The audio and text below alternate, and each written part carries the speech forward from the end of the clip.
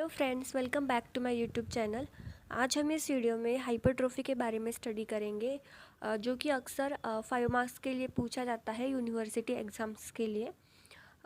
तो basically hypertrophy क्या होता है कि अगर किसी सेल को अगर प्रेशर दिया जाए, एक्सटर्नल प्रेशर, तो उसकी साइज़ जो है वो इंक्रीज़ हो जाती है और उसे कहते हैं हाइपरट्रोफी। और एक टर्म होती है जिसे हम कहते हैं हाइपरप्लेजिया। उसमें नंबर इंक्रीज़ हो जाता है साइज सेल्स का। सो हाइपरट्रोफी में सिर्फ साइज़ इंक्रीज़ होती है, नंबर नहीं इंक्रीज़ होता। लेकिन हाइपरप्लेजिया में सेल का नंबर भी इंक्रीज़ हो जाता है। और generally hypertrophy comes along with the hyperplasia, मतलब दोनों भी साथ साथ होते हैं। बट जो भी नॉन डिवाइडिंग सेल्स होती है, फॉर एग्जांपल कार्डियक सेल्स हो गए, मसल सेल हो गए, जो कि डिवाइड नहीं हो सकती, they are non dividing cells, तो उनमें सिर्फ हाइपरट्रॉफी होती है। अब हम उसकी डेफिनेशन देखते हैं। It is an increase in the number of parenchymal cells resulting in the enlargement of the organ or tissue without any change in number of cells. मतलब यहाँ पर क्या होता है, जो सेल की साइज़ है वो इंक्रीज़ हो जाती है और उसकी वजह से ऑर्गन पूरा एनलार्ज हो जाता है। और यहाँ पर नंबर ऑफ सेल्स में चेंज नहीं आता, सिर्फ साइज़ ऑफ सेल्स में चेंज आता है। उसे कहते हैं हाइपरट्रोफी। ये जनरल डेफिनेशन हो गई उसकी। अब नेक्स्ट है उसके कॉजेज़ क्या क्या है। हाइपरट्रोफी में भी, अब हाइपरट्रोफी नॉर्मल भी हो सकती है और एबनॉर्मल भी हो सकती है। नॉर्मल मतलब उसे हम कहते हैं फिजियोलॉजिक, फिजियोलॉजिक मतलब नॉर्मल, और पैथोलॉजिक मीन्स ऑब्वियसली एबनॉर्मल। अब फिजियोलॉजिक का एग्जांपल क्या है कि जब प्रेगनेंसी में जो यूटेरस की साइज़ जो इंक्रीज़ हो जाती है, वहाँ पर क्या होता है, हाइपरट्रोफी होती है। और सिर्फ हाइपरट्रोफी नहीं होती, उसके साथ साथ हाइपरप्लेजिया भी होता है। सो ये हो गया फिजियोलॉजिक कॉज। अब नेक्स्ट है पैथोलॉजिक कॉज। पैथोलॉजिक कॉज मतलब डिसीज़ कंडीशन, कौन कौन सी डिसीज़ कंडीशन में सेल की साइज़ इंक्रीज़ होती है। तो उसका पैथोलॉजिक का पहला एग्जांपल है हाइपरट्रोफी ऑफ कार्डियक मसल्स। अब कार्डियक मसल्स में पहली बात तो कार्डियक मसल्स में सिर्फ हाइपरट्रोफी होगी, हाइपरप्लेजिया नहीं होगा। ओके। अब ये हाइपरट्रोफी क्यों होती है, तो occur in cases of cardiovascular diseases. We saw many cardiovascular diseases, और उन डिसीज़ की वजह से कार्डियक मसल्स में क्या होती है, हाइपरट्रोफी हो जाती है। में जो हाइपरट्रोफी होती है वो मोस्टली लेफ़्ट वेंट्रिकल में होती है। अब लेफ़्ट वेंट्रिकल में हाइपरट्रोफी होने के रीजंस क्या क्या है, तो सबसे पहला है सिस्टेमिक हाइपरटेंशन, मतलब ब्लड प्रेशर हाई होना।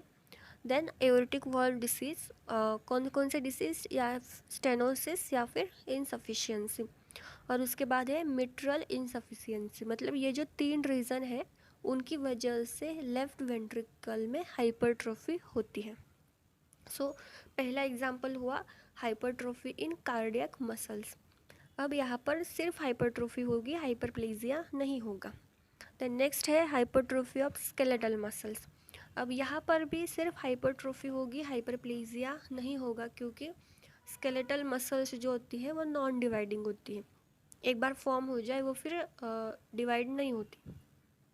तो हाइपरट्रोफी कहाँ किन लोगों में देखी जाती है, तो मोस्टली एथलीट्स में और मैनुअल लेबरर्स में देखी जाती है। जहाँ पर फिज़िकल वर्क ज़्यादा होता है वहाँ पर हाइपरट्रोफी हो जाती है। नेक्स्ट एग्जांपल है hypertrophy of smooth muscles.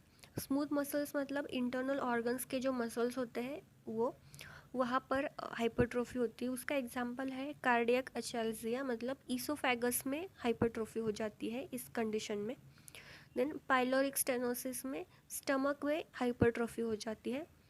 Intestinal structures में ऑब्वियसली इंटेस्टाइन में हो जाती है। और मस्कुलर आर्टरी इन हाइपरटेंशन, मतलब जो हाइपरटेंशन होता है उस कंडीशन में मस्कुलर आर्टरी में भी हाइपरट्रोफी हो जाती है। देन नेक्स्ट है कंपेंसेटरी हाइपरट्रोफी। अब इस कंडीशन में क्या होता है,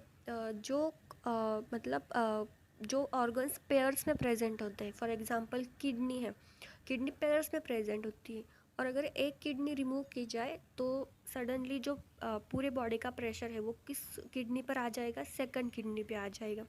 तो इसकी वजह से उस सेकंड किडनी में प्रेशर आ जाएगा, बहुत वर्कलोड ज़्यादा हो जाएगा। इसकी वजह से वहाँ पर क्या होगा, हाइपरट्रोफी होगी।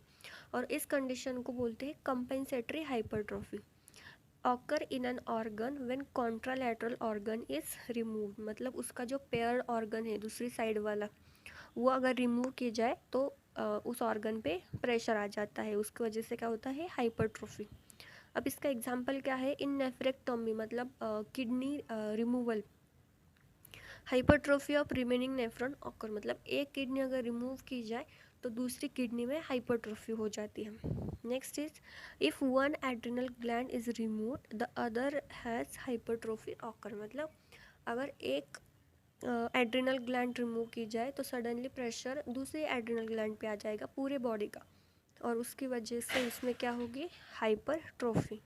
ये देखें एग्जांपल्स ऑफ हाइपरट्रोफी। अब हम उसके बारे में और डिटेल देखते हैं। हाइपरट्रोफी कॉज्ड बाय, मतलब हाइपरट्रोफी मेनली इन दो रीजंस की वजह से होती है। एक तो फंक्शनल डिमांड इंक्रीज हो जाती है, इंक्रीज्ड फंक्शनल डिमांड, और दूसरा है hormonal stimulation.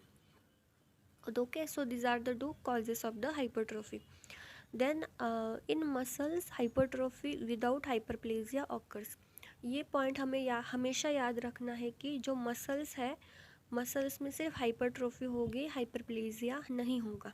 Similarly cardiac muscles में भी हाइपरट्रोफी होगी, हाइपरप्लेजिया नहीं होगा। Okay, then last point is the morphologic features, मतलब जिस ऑर्गन में हाइपरट्रोफी हुई है वो ऑर्गन कैसा दिखेगा, उससे कहते हैं मॉर्फोलॉजिक फीचर्स।